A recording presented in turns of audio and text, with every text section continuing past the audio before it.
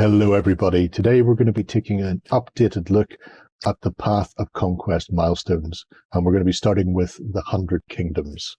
So, once again, I'm joined by Leo from Para Bellum, and we'll be taking a walk through what has changed with the last argument of kings since we initially took a look at the Path of Conquest.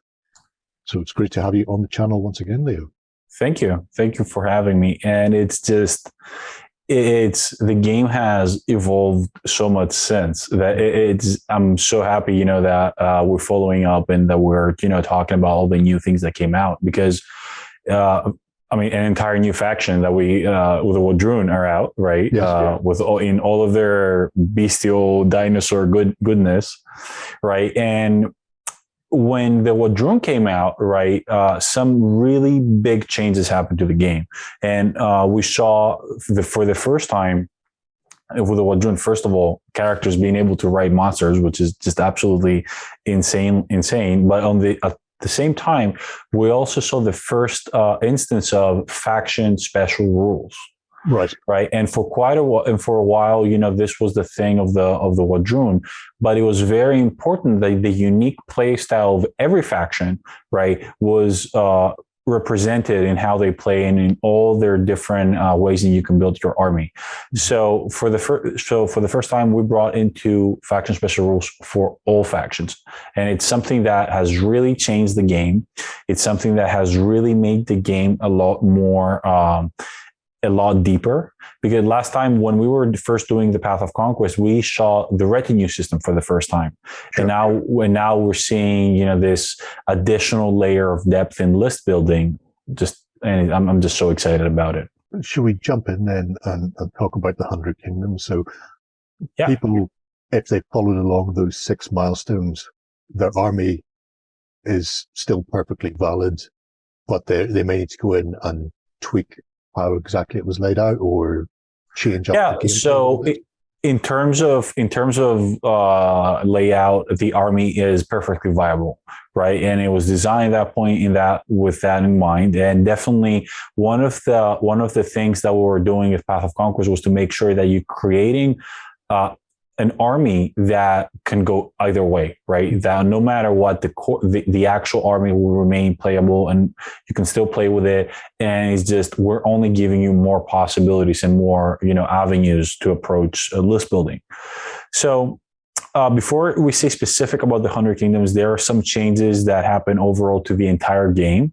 So players that are coming back from the first Path of Conquest, or they're continuing players, so new players right now, a lot of the terminology and a lot of the rules have been streamlined completely throughout the game. Okay. So for example, there are a lot of the names of a lot of rules that were changed in order to make sure that everything is defined, everything is absolutely clear, and just, create a system that is airtight for competitive play. Because now that, right, as the game is growing, it becomes more and more an important aspect of organized play, right? So a lot of things that were previously draw events became special rules. I'm not going to go through everything, but very quickly, decay is now a special rule. It's not a draw event as it was before.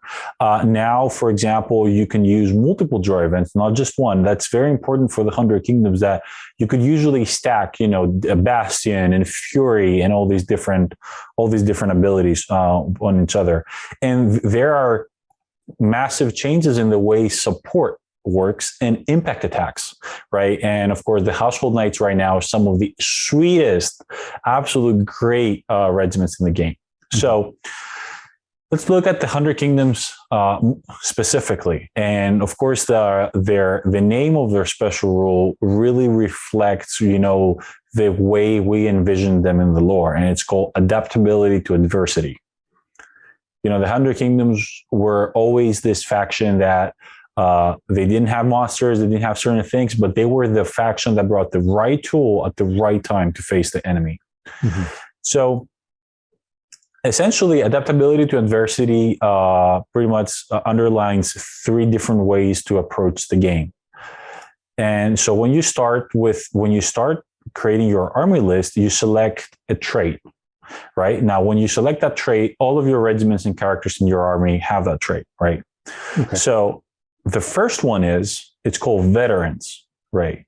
Now, you may designate any number of regiments in your army, regardless of which warband and so on, and you make them, you nominate them to be veterans. What that means is that you will pay double the points for any command model, any command upgrade, let's say the seasoned veteran, the drill master, and whatnot, for that regiment. And when you have that, when you add a command upgrade to a regiment that has a leader, and remember now the leader is for free, and a standard bearer, you choose whether the regiment will receive a +1 class or +1 volley, right? So right now you can have your entire regiment of men-at-arms just go class 3. Very cool. And at the same time, you also get a +1 resolve up to a maximum of 3. Right now, this is something that you have to do when you're first making your army list, but this gives you a lot of control into custom tailoring your forces. Do you want to play this very elite faction, this very elite army?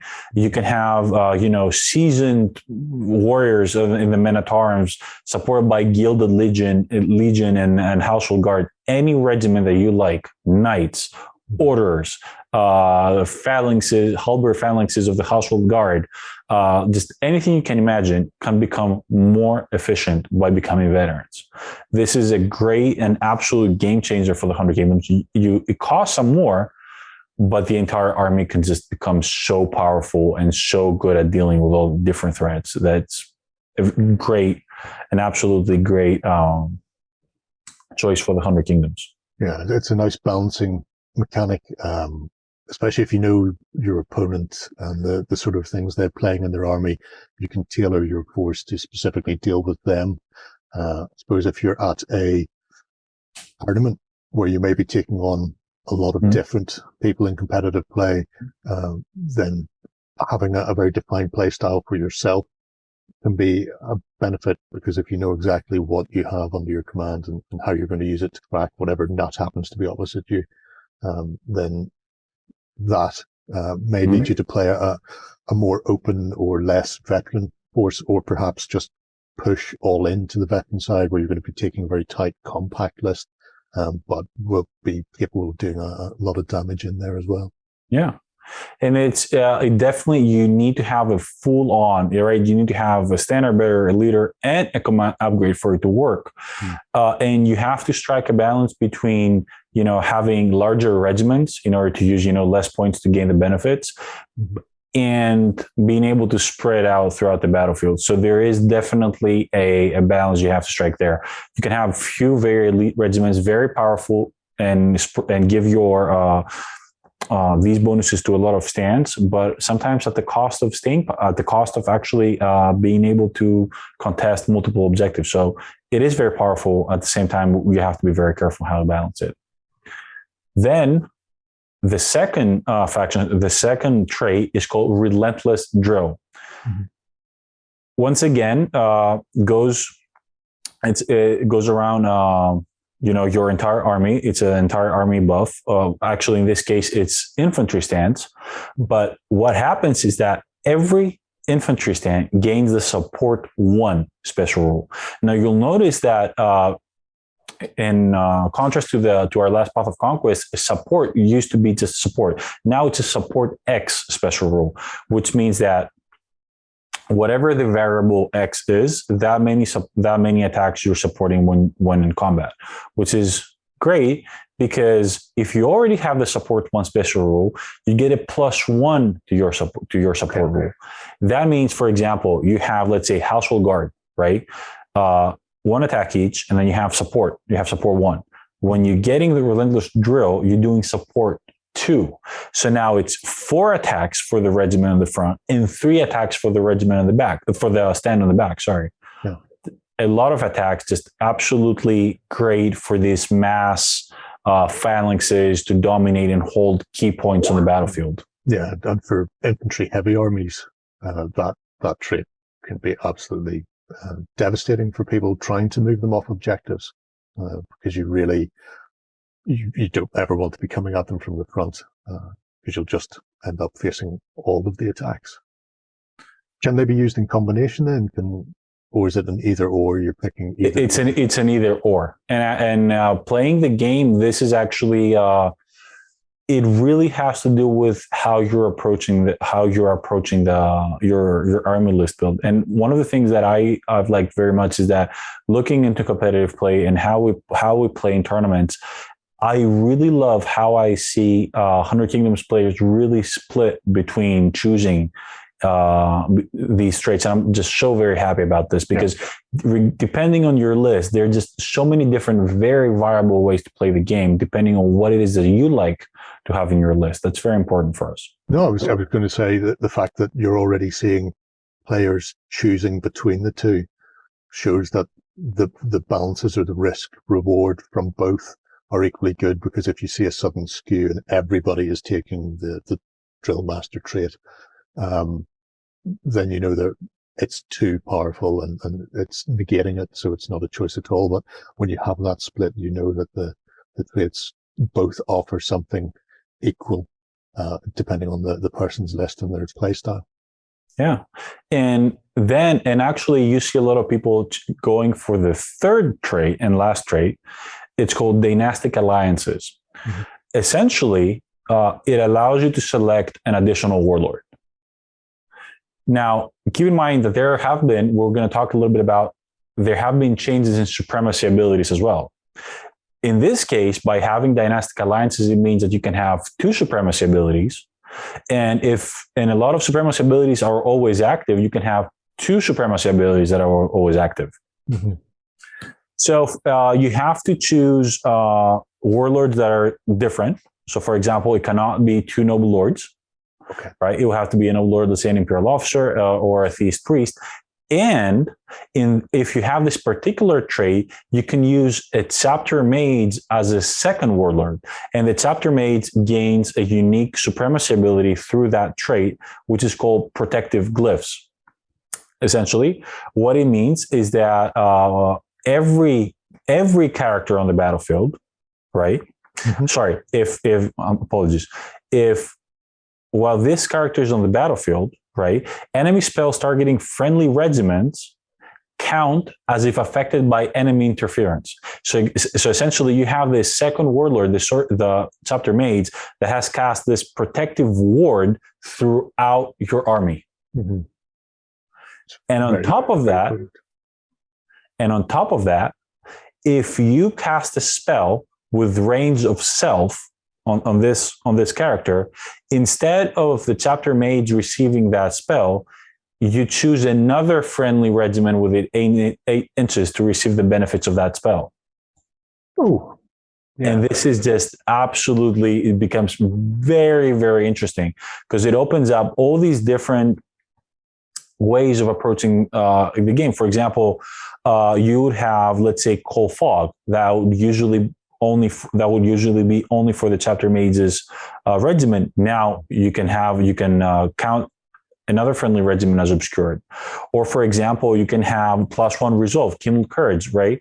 Again, you can give it to someone else. Seeking winds, before you see many players having put their chapter mages in a regiment of crossbowmen to give them the benefit of seeking winds. You don't have to do that right now. So there's, or of course, 100 Kingdoms' favorite spell, Ninua's Tears. You no longer have to heal yourself. You can now heal someone else in 8 inches, and that is just a complete game changer for the 100 Kingdoms. Just absolutely changes the way a lot of the spells are being used right now, and just a very powerful ability overall. I think those 3 traits, any of them in and of themselves is very evocative of the 100 Kingdoms.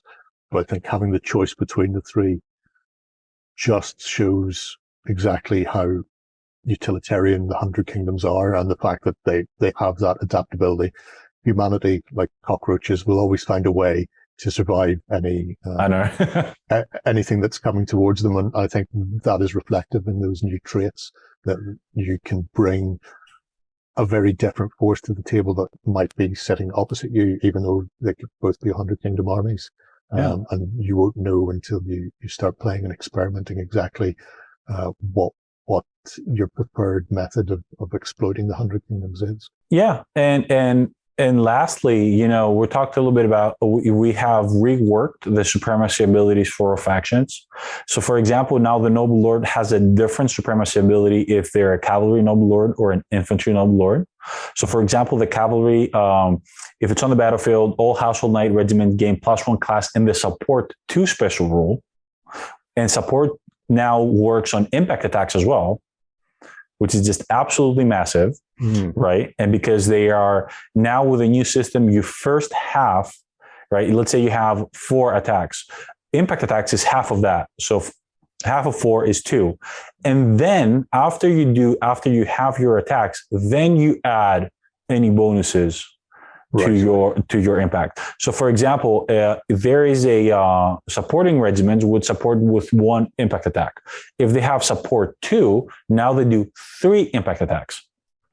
Or if you had a fury, for example, it would be 4 divided by 2, so only 2 attacks, and then +1 up to 3. So you first have your attacks, and then you add the additional ones, which is it's a big difference. Yeah. You can now deal a lot of impact attacks. Yeah, it's not that the household cavalry weren't already stumpy enough on the charge, but that makes them absolutely terrifying prospect to go up against. Like, for example, the infantry noble lord, Supremacy Abilities Best of Men, you get to re-roll 6s, unmodified rolls of 6 for defense rolls and hit rolls during class actions, right? It's perfect if you want to go for a veteran force.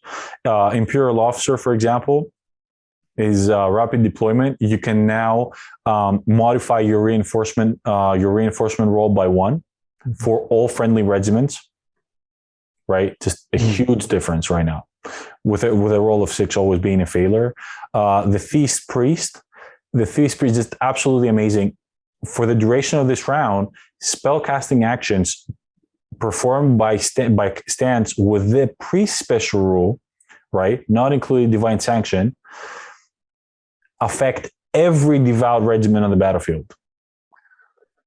Ooh, yeah. So let's say you're playing a very devout force, and you have the neophyte upgrade on on your militia and your men-at-arms, and you do automatic rally on yourself, your entire force rallies. Yeah, that is very, very potent indeed.